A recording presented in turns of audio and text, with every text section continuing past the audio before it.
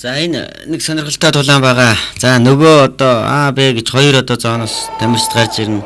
За нөгөө зоонд одоо Монголын тамирчин хоёр давчаад байгаа бол за нөгөө зооноос энэ Словакийн тамирчин Мария Популински, Испани улсын тамирчин Jesus Дазанаар хин ялсан одоо манай төр баяртай өрсөлдөх юм боломжтой болно. За ингээд энэ тулааны хэсгээс үзэж та бүхэн харж байна. Энэ хоёр тамирчны хин ялсан одоо Монголын тамирчинтай одоо өрсөлдөх байгаа. Юм ч үзүүлж байна. За энэ дэлхийн тэмцээнд бол орон орны аварга улсын тамирчид ирэх ёстой. Дэлхийн орны 4-нд байдаг. Монгол улсынхаа аварга болон улсын аварга тэмцээний шалгарсан тамирчдыг дэлхийн аварга тэмцээнд илгээж авах ёстой гэж. Тэгэхээр одоо муугүй одоо үндэснээс шалгарсан тамирчид дэлхийн аварга тэмцээнд ирдэг. Дэлхийн аварга тэмцээнд бол муу тамирчин гэж бол байхгүй. Энийг бас үзэгчд маань ойлгож байгаа. За энэ хоёр бол Словак улсын тамирчин Мария Популински. За энэ өндөр нь бол Словакийн тамирчин байгаа. Одоо хөхөнгийн биелэгтэй тамирчин бол за Испани улсын тамирчин Jesus Daza бол энэ улаан биелэгтэй тамирчид. За хүчтэй богино зайд Испани тамирчин бол хүчтэй савдаг юм байна.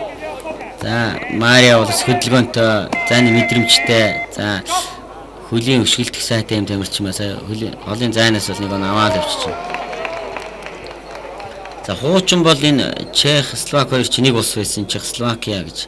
За энэ удаа бол зүгээр миний айдснаар Чех, Словак гэж орчоод нэгдэж ингэж баг болж ороод байгаа их сонин юм харсан. За энэ дээр хөлийн дээрээс доошоо завчихын өшгөлт. Яг та хаалтан дээр таарсан төдийлөө оноо байхгүй л байна л да. Тэгээ энэ кикбоксинг дуулга гэж ярьдаг. Толгой хамгаалт бол битүү байх хэрэгтэй юм аа. Сайн харлаа шүү дээ. Тэр дээрээс доошоо хөлийн өшгөлтүүд ирнэ. Эмчрээс боксоос ялгаатай. Тэр бокс хэрэглэгддэг. Тэр дээгүүрээ задгаа одоо шилэмүүд бол толгой дуулгнууд бол өмсөх хоригддог. За Словакийн тамирчин бол хөдөлгөөнтэй тамирчин байна. Хөлийн цохилтууд, гарын цохилтууд олон одоо янз бүрийн хөлбөр хийж өгч байна. За Испани тамирчин бол ойрын зайд шахаж гарын одоо цохилтоор одоо оноо авах гэдэг чармааж ажиллаж байна. Чиа Испани тамирчны тэр гарын цохилтууд оноолч бас аюул дагуулахаар хүч хурдтай юм тамирчин байна. За жинхэнэ оноо түүж чаддаг юм тамирчин байна энэ Мария Популински. Бас тийм хүлээгээд ингээд хамгаалт аваа яваад байвал өөрөө оногдоод оноо алдаж мэдхээр юм зөвхөн дарагч. Мэдээж одоо Монголын одоо тамирчид маань энэ телевиз ялангуяа танин мэдхэн телевиз маань явсных маргааш толдох гэж байгаа энэ өрсөлдөг тулааныг одоо оройноо хүлээж авч үзэх юм боломжтой байсан. Тэгээ энэ тамирчны тоглолтуудыг бас үзсэн, үзээд одоо толдох бас тактик бас боловсруулсан байгаа. За энэ маяр бас нэлээд хөдөлгөөнтэй олон одоо янз бүрийн хөлбөр хийж өгдөг юм тамирчин байна. Словак улсын 2011 оны аварга байгаа. За ер нь олон улс төв дэлхийн тэмцээний удаа дараагийн медальтай. Словак улсын бас шилдэг юм тамирчин байсан.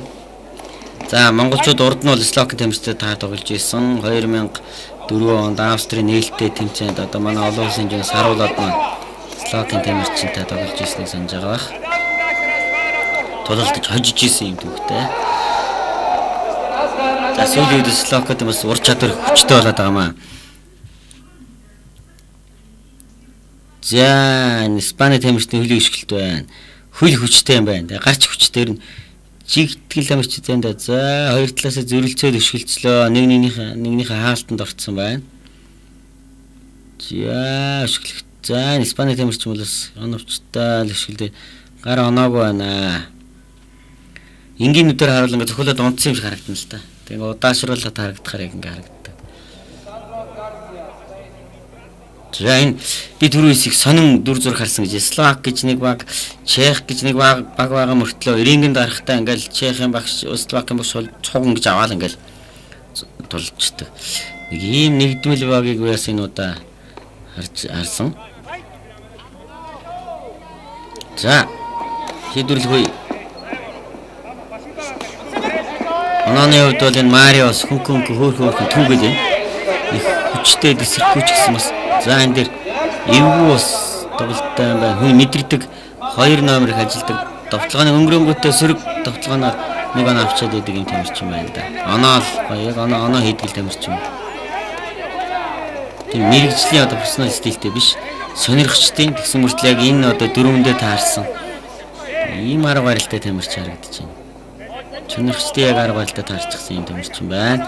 За эргээд хөдөлгөлтүүд Испани тэмэрчин шахаад оноо авах гээд яваад байна. Тэгээд Марио мэдээд шахуулахгүй хөнгөн гарчаад арай өөрөө энэ хооронд бас янз бүрийн олон хөлбөр оноо аваад яваад байна. Марио Попилински за Испани Jesus Даза нарын янтад тулаан гэж хэлж байгаа. Энэ хоёрын хин ялсан. За Монголын тамирчинтай цаашид медалийн төлөө цаашлаад алтан медалийн төлөө өрсөлдөнө.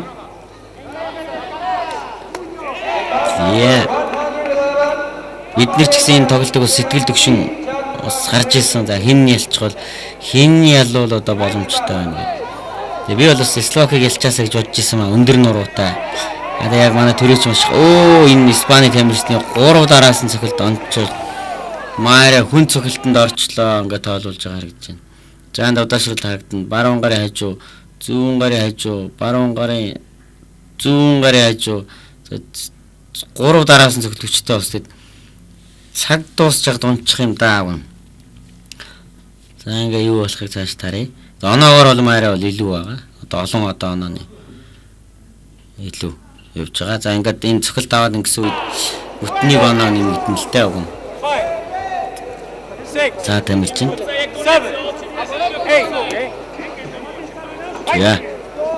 За ингээд тулааны 3 дугаар өгөн тулаан дуусч байгаа. Испани тамирчин бол тулааны 3 дугаар үед л одоо. За цаг дуусцаа. За энэ одоо их сонирхолтой боллоо шүү. Одоо хин ч хожиж магадгүй. За Испани тамирчин хожичвол манай тамирчин бас эвгүй юм байна. Хоёр талаас одоо адилхан нуруу адилхан. Словакийн тамирчин hodсон бол уг нь зүгээр. За одоо юу болохыг л ингээ харъя. За энэ их сайн тамирчин байлаа энэ Марио Попилински. Урд нь бид нэр дэлхийн цомын тэмцээн олон улсын тэмцээнд нэр харж ирсэн юм аа.